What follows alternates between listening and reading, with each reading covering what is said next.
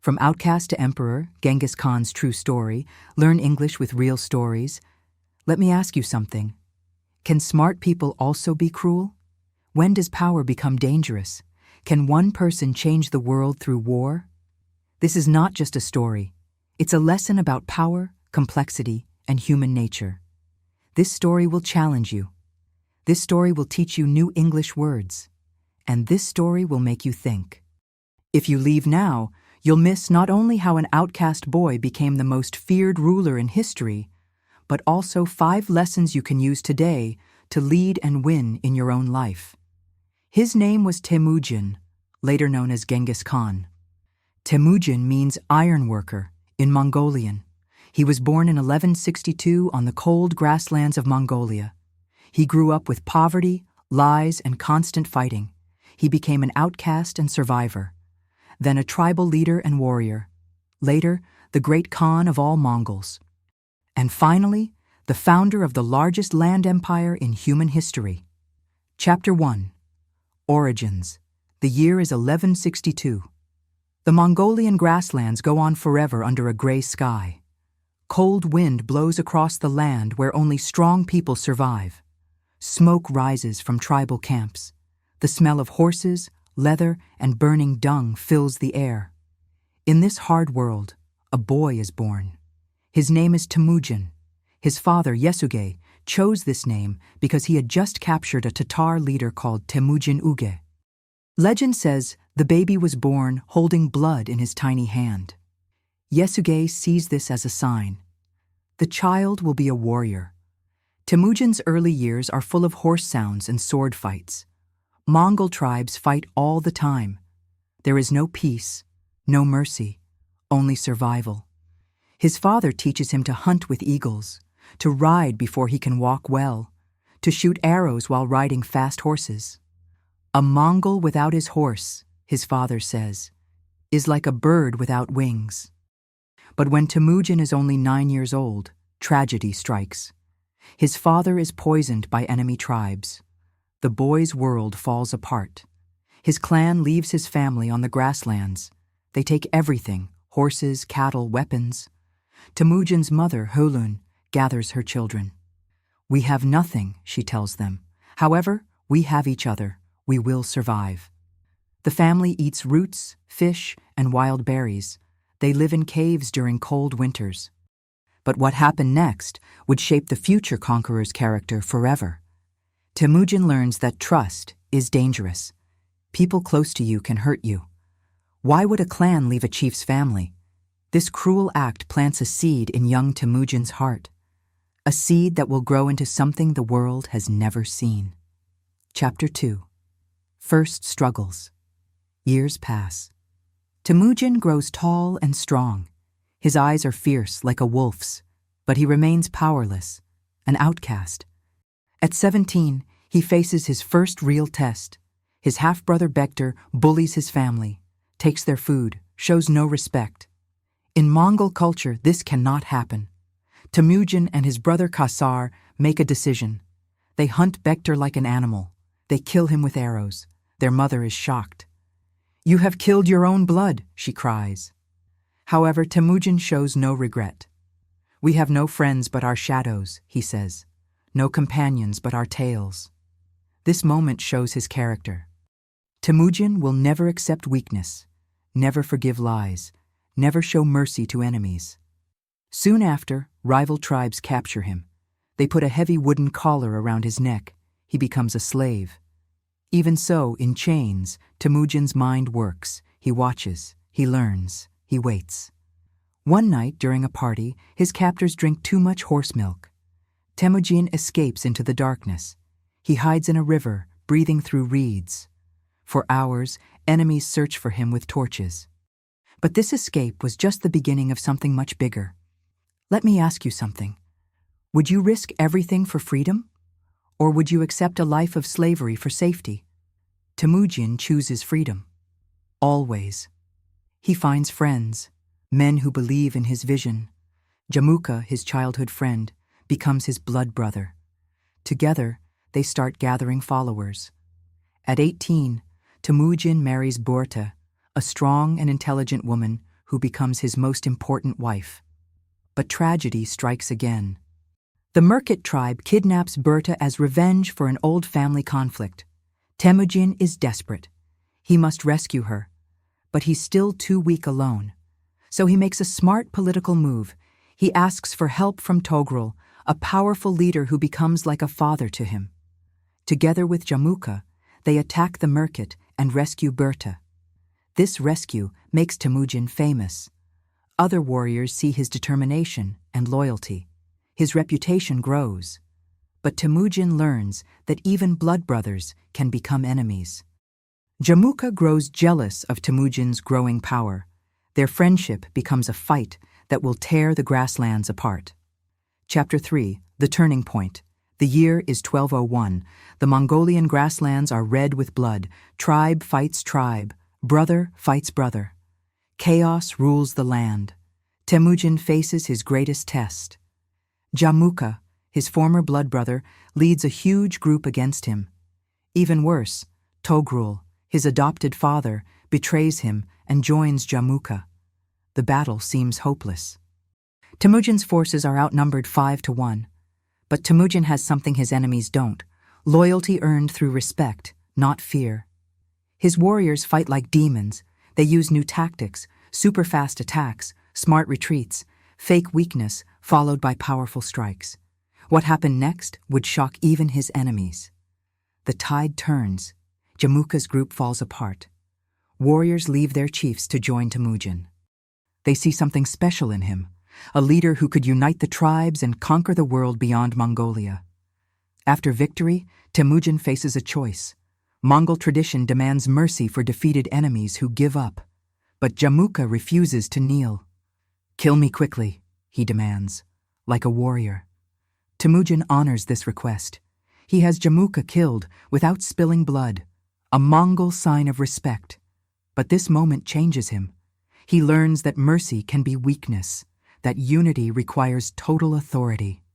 In 1206, tribal leaders gather at a great meeting. They name Temüjin as Genghis Khan, the universal ruler. The sound of thousands of horses thundering across the grasslands announces a new era. But conquest has a price. Historians document that Genghis Khan's military campaigns resulted in massive population losses across Central Asia. Entire cities disappeared from maps. The world had not heard the last of him. And notice how you're learning new words like conquest, universal, and massive. Your English vocabulary is growing with every sentence of this incredible true story. Now pause for a moment and think, what would you have done in Genghis Khan's position?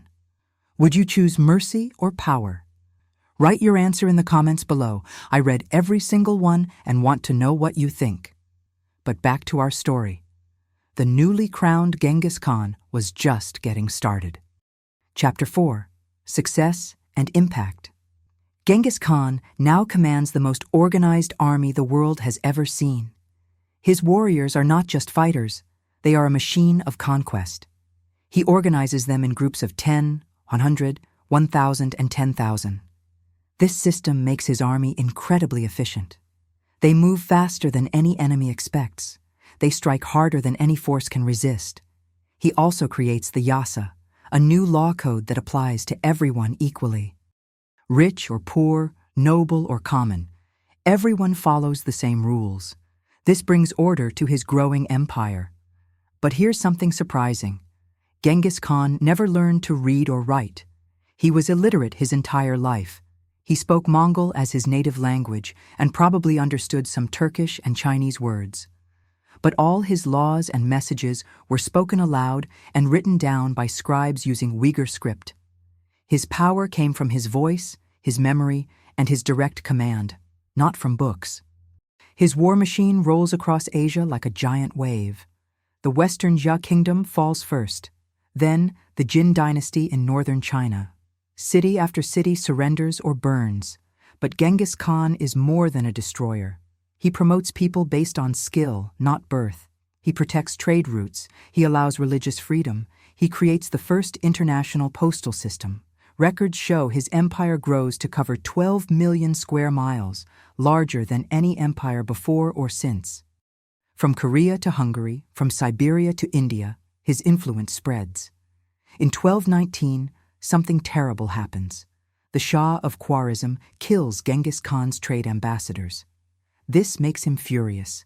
He launches a devastating campaign across Central Asia and Persia. Cities like Samarkand and Bukhara fall. His armies reach as far as the Caucasus Mountains and defeat Russian princes at the Kalka River in 1223. After his successful Western campaigns, Genghis Khan began considering even more distant targets. He made plans to invade Japan, but he never got the chance. It was his grandson Kublai Khan who later tried to invade Japan twice, 1274 and 1281, and both times failed because of terrible storms, the famous kamikaze or divine winds. But here comes the surprising twist that most people never learn about Genghis Khan. He also connects east and west like never before. Silk, spices, and ideas flow freely. Technologies spread quickly. The Mongol peace brings unprecedented trade and cultural exchange.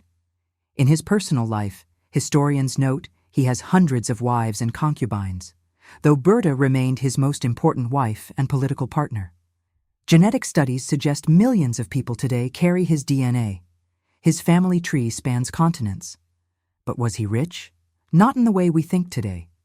Mongol wealth meant horses, cattle, and battle prizes, not gold palaces. Even as emperor of the world's largest empire, Genghis Khan lived in portable tents, moving like a nomad. He gave most treasures to his warriors to keep their loyalty. He was rich in power, not luxury. Yet even at the height of power, Genghis Khan faces inner demons. The boy who ate roots to survive now rules nations. But can power fill the emptiness left by a childhood of lies? Chapter 5. Conflict and Pain. The year is 1227. Genghis Khan is now in his 60s. His body bears the scars of countless battles. His hands, once steady on bow and sword, sometimes shake. Success brings unexpected burdens. His sons fight over who comes next. The empire threatens to tear apart from internal fights. The unity he created through conquest becomes weak without a common enemy. Historical accounts describe his final campaign against the Western Xia. However, this time, something is different. His health fails. Fever burns him. The man who conquered nations cannot conquer his own death. The end was coming for the world's greatest conqueror. On his deathbed, Genghis Khan calls his sons. "I have given you the largest empire in history," he whispers. "Do not let it fall apart through your greed." He divides his empire among his 4 main sons. Joshi gets the western lands. Chagatai controls Central Asia. Ogadai becomes the next great Khan, and Tolui administers Mongolia and northern China. This division was his final political masterstroke. He dies on August 18, 1227. His burial location remains secret. His warriors kill anyone who sees the funeral march. The man who revealed himself to the world disappears into mystery. Historical records show that his death was kept secret for months. The conquest of Western Xia continued. Even in death, his fear tactics remained effective. But what was the true cost of his ambitions? Academic estimates suggest his conquest caused the deaths of up to 40 million people, roughly 11% of the world's population at the time. Entire cultures vanished. Cities became ghost towns for generations. Yet his legal code promoted choosing the best people and religious tolerance. His postal system changed communication. His military innovations influenced warfare for centuries. Conclusion: legacy and reflection. Today, August 13, 2025, marks nearly 800 years since Genghis Khan's death. His empire was divided among his sons as he planned, but conflicts between his descendants eventually weakened the unity he had created. The 4 parts became separate kingdoms, though his influence echoes through time. Modern geneticists estimate that 0.5% of the world's male population carries genetic markers linked to him. That's roughly 16 million descendants today. His biological legacy spans the globe, but his historical legacy remains complex. In Mongolia, he's celebrated as the founding father. Statues honor him. Money bears his image. He represents national pride and independence.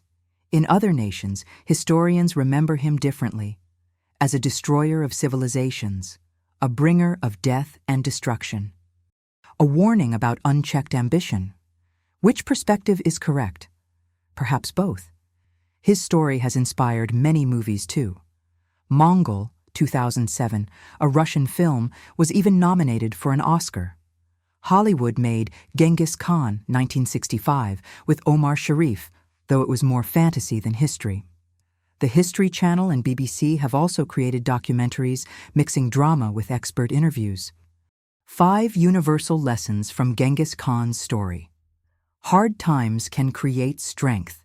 His childhood suffering created unbreakable determination. Unity requires sacrifice. Building something great demands difficult choices. Power without wisdom becomes destruction. Military genius without moral limits causes tragedy. Skill beats birth. He promoted talented people regardless of their origins.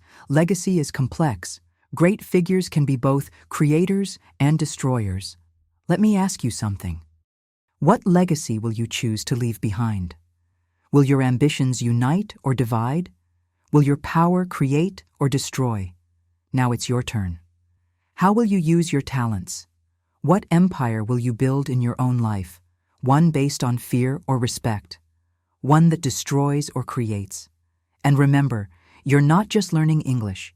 You're discovering stories that reveal the complexity of human nature. Keep learning. Keep questioning. Keep growing. If you liked this story, please like the video, leave a comment, and subscribe to English Life Stories, your channel for real stories, powerful lessons, and better English every day. We have many more real stories to help you become a confident English speaker. See you next time.